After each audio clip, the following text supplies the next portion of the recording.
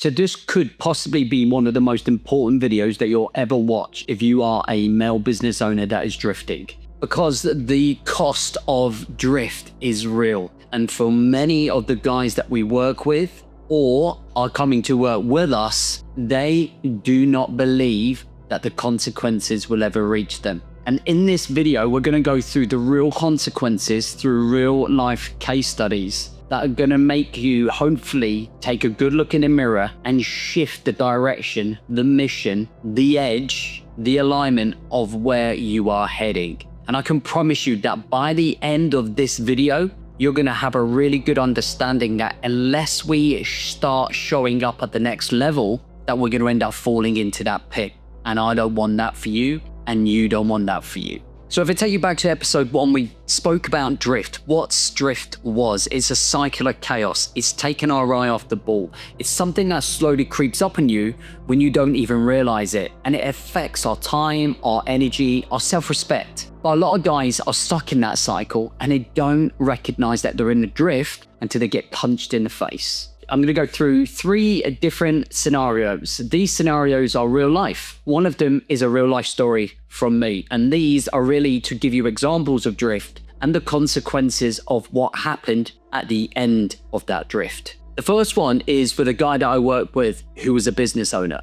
When he come to me, on paper, he was super successful. He had built up his business. He had spent years trying to get it to the place that he wanted it to be. And that, of course, stripped him of time, energy, and focus in key areas. He had drifted into the mentality of being driven to achieve a 7-figure business. And the consequences of that is that the rest of his life got no time, energy, or focus. His health slowly declined. His personal development stopped. His family learned to live without him. The consequence? Divorce. He had built this whole empire for his family, for his wife, for his kids, and all his wife kept asking for was time, energy, focus on them, on being present with them. And when he come to me, he realized that 80% of his time, his energy, and his focus was in his business. He would often say goodnight to the kids through FaceTime.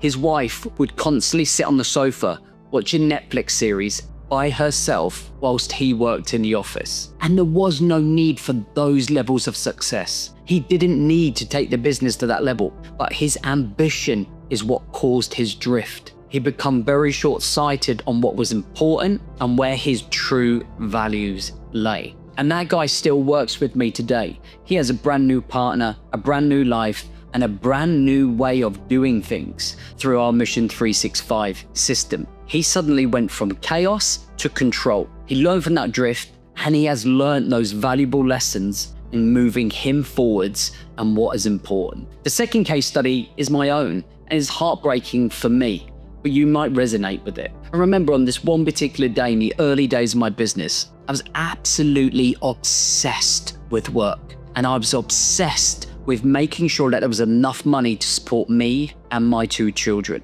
And that was because we were on the verge of being broke, on the verge of nearly losing the house. And that obsession carried over for years after I went into survival mode. And the problem was I had drifted into this survival, hustle, grind mentality, which meant that I was not fully present. I was in the room, but I was not present with those kids. And they were on the day desperate to get me up to the green to go and play hide and seek, to throw a frisbee, to play football. But I, of course, was too busy with work. And when I finished the first part of my work that day, we then had a window to go and play. So we went up to the green, and 10 minutes in, I got a notification on my phone that said that there was an error with the earlier work that I'd done. So I then got all of the kids together, took them back down, and continued to work into the night. And when I woke up, I realized what I had done. Over the coming weeks, I slowly started to pay more attention to that drift. And that day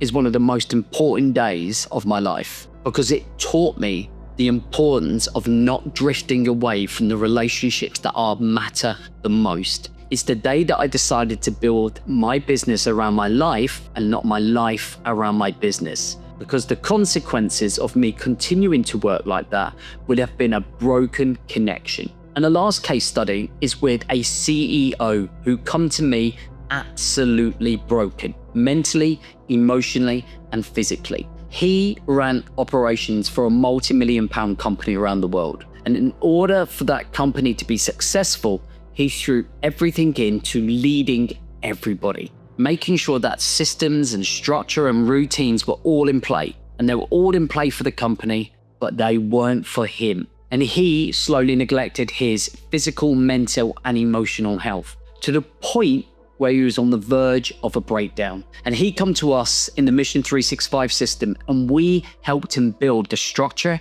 the routine, and the systems to get the balance right, to lead more efficiently than constantly being busy, to make sure that we put him first before anything else. And we taught him the value of self-leadership so that he did not drift into that state again. And now he has the tools and the resources and the learnings to be able to recognize that drift, to be able to handle it and change the outcome. So there are 5 hidden costs to the drift. Number 1 is your mental bandwidth. You can only take so much responsibility, pressure, and overwhelm. If you think about a cauldron, when you keep dripping in there every time something happens, what ends up happening is that it gets to the point where it overspills. Now, if we are constantly putting ourselves under pressure, if we're not managing ourselves, if we're not taking care of ourselves, if we are not conditioned, then when it spills over, we become mentally drained, which means that it stops us making effective decisions. And that is when we start feeling the stress and the mental health implications of trying to run a business and a family. Emotional exhaustion. We can only take so much. We can only cope with so many curveballs, distractions, and self-pressure until our battery dies, and that emotional conditioning ends up breaking. And when that happens, we become very short, very ratty, very difficult to be around. And that's not a fun place for our family, for our peers, for our business. And because we're not in control emotionally, we're erratic, we're chaotic. And these are some of the hidden costs of that drift creeping in. Number 3 is intimacy with your wife. Now, your wife values you. She will support you, but there is only so much that she can do if you are never present. So your sex life goes down the drain. Going out to socialize, joking together, going on dates. If you could just put an extra 20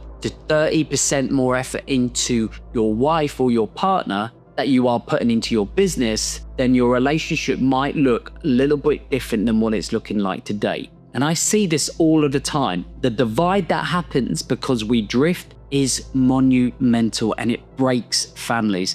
And that's why it's so key to recognize these consequences. Number 4, missed memories with the kids. You do not get an abundance of time with those kids. When they turn 12, that is it. They are more interested in their friends than they are you. That need, that want to be around dad goes. So we have to make the most of that time that we do have. Because I can promise you, as a father of an 18 and 20-year-old, I would do anything to go back to those early days and be more present and pay more attention. If only I got a grip of that drift earlier on in my career, I'd probably feel a little bit more satisfied that I did enough as a father. And then the last one is the success on paper scenario, where on paper, everybody thinks you're doing well. Everyone thinks that you're successful, and you should be. But there is this huge hole here that makes us feel unfulfilled. And behind that success at the front end,